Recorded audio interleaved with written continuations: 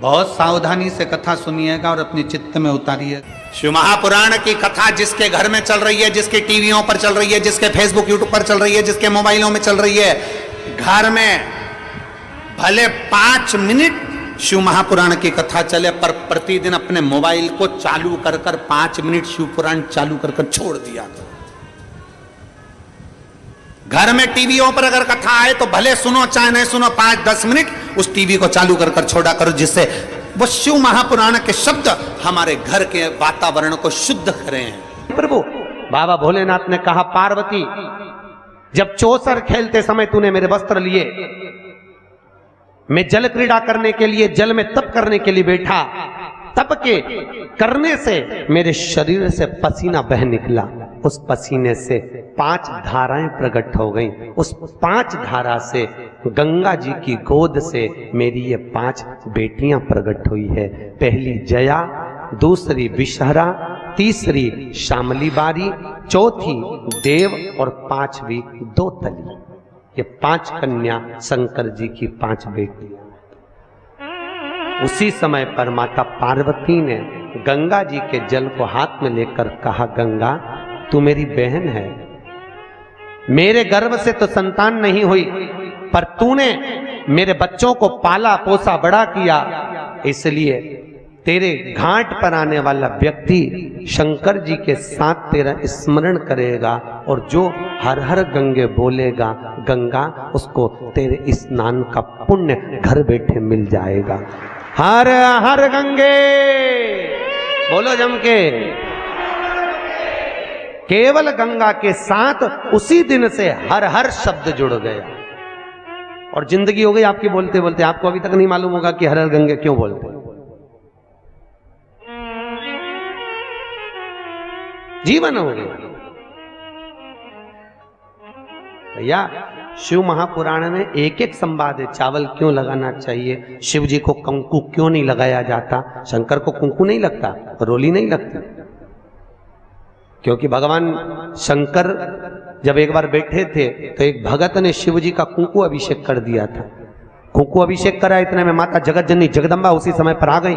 पार्वती ने शंकर जी के ऊपर से रक्त की धार जब बहते हुए नीचे आई, भोलेनाथ जी के शरीर से रक्त बहता देखकर माता पार्वती को क्रोध आ गया। पार्वती ने उसी समय पर श्राप देना चाहा। शिव जी ने कहा, पार्वती उसने कुंकू अभिषेक करा है और तू श्राप दे रही है। पार्वती ने कहा, मैं जान नहीं पाई, पर भोलेनाथ आपसे वचन देती हूं कि आज के बाद आपके शरीर पर यह रक्त ना देखूं। इसलिए आज तक शंकर जी के शिवलिंग पर कभी कंकु नहीं चढ़ाया जाता, कुंकू नहीं चढ़ता। शिव जी को चंदन चढ़ेगा, हल्दी चढ़ेगी, अष्टगंध चढ़ेगा, गुलाल चढ़ेगी, अबीर चढ़ेगा, पर कुंकू शंकर को कुंकू नहीं।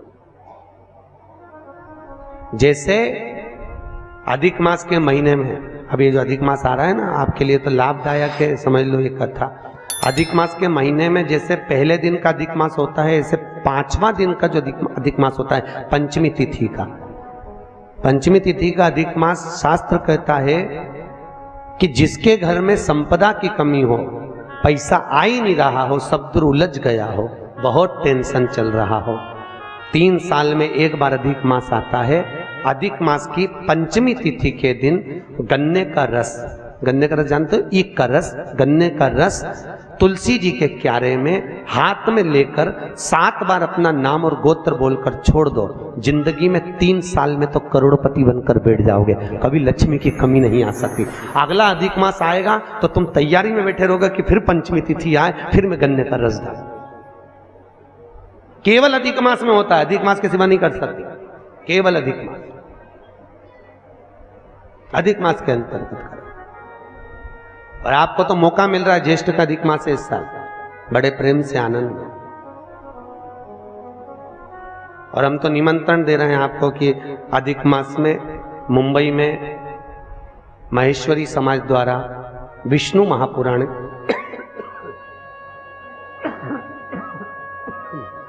विष्णु पुराण की कथा है और आप सब भी विष्णु महापुराण की कथा में पश्चिम मुंबई महेश्वरी भवन श्रवण करने पधार। विष्णु महापुराण। अधिक मास का महीना भगवान शिव के स्मरण का माह, ठाकुर जी के भजन का महीना, भगवान नारायण के लाड़ लड़ाने का महीना। खूब प्रेम से भजन करो, जितना भजन कर सकते हो उतना, और काउंट कर कर नहीं कि कितना भजन करा है। कई लोग हाथ में वो बटन दबाते रहते हैं, राम राम राम राम, काउंट नहीं करना है, कर लो जितना कर सकते हो।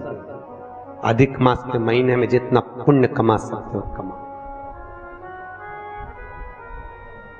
भजन चित्त धरिए।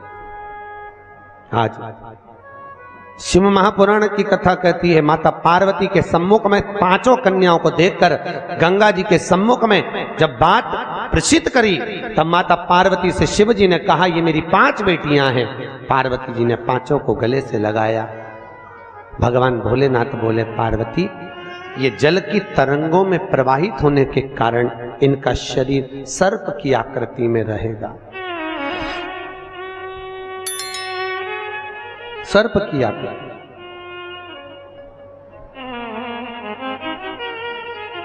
और वो 5 कन्या शंकर भगवान की 5 सर्प रूप की बेटियां हुई। सर्प रूप। आज भी नाग पंचमी के दिन घर के दरवाजे पर, घर के दोनों ओर, अब इधर पूछते हैं कि नहीं पूछते मालूम नहीं, पर नाग पंचमी के दिन 5 सर्प यहां बनाते हैं। 5 सर्प बनाए जाते हैं।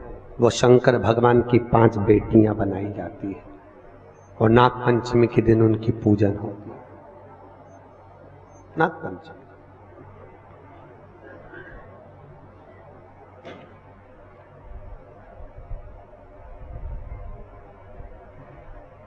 भगवान शिव की आराधना का केंद्र बिंदु है। भगवान शिव का सुखमूल स्थापित करने वाली है।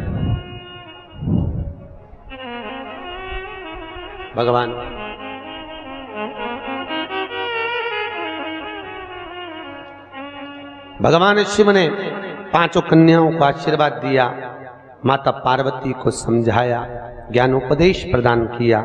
समय आया और आज भगवान शिव विराजमान थे और भगवान शंकर के नयन बंद करने पर शिव जी के नयन से बंद करते ही एक अश्रु निकला।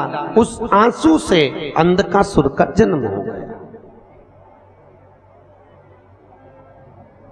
और जैसे ही अंधकासुर जन्मा, माता पार्वती ने उस बालक को गोदी में ले लिया। पार्वती ने जैसी गोदी में लिया, ये मेरा पुत्र है। भगवान शिव बोले, पार्वती इसको उठाकर समुद्र में फेंक दे। पार्वती जी ने समुद्र में बालक को नहीं फेंका। महाराज मैं इसको फेंकूंगी नहीं, आपके शरीर से प्रकट हुआ है, ये आपका पुत्र है। भगवान भोलेनाथ बोले, पार्वती मेरे नयन बंद करने पर अगर प्रकट हुआ है तो उसकी कोई तुलना, कोई मान्यता नहीं। फेंक दे इसको समुद्र में। पार्वती मैया ने नहीं फेंका। थोड़ा रिटर्न बढ़ा। पार्वती मैया नहीं फेंकी। और जब माता पार्वती ने, बस ठीक है, पार्वती मैया जब नहीं फेंकी, शिवजी ने फिर कहा, पार्वती इस बालक को फेंक समुद्र में। पार्वती ने नहीं फेंका। ये आपका पुत्र है, मैं नहीं फेंकूंगी। बहुत समझाया, नहीं माना। शिव जी को क्रोध आया। तब माता पार्वती ने अंधकासुर को समुद्र में डाला। डालते ही उस बालक को हिरण्याक्ष ने पकड़ लिया। हिरण्याक्ष ने उसको पाल पोस कर बड़ा करा। हिरण्याक्ष को बड़ा करा। समय आया, जैसे हिरण्याक्ष ने जैसे ही अंधकासुर को बड़ा किया, पाल पोस कर तैयार किया, समय आने पर भगवान नारायण ने बराह अवतार धारण कर कर हिरण्याक्ष के प्राणों को हर लिया। पृथ्वी को लाकर जल के ऊपर ठहरा दिया। तब उस अंधकासुर को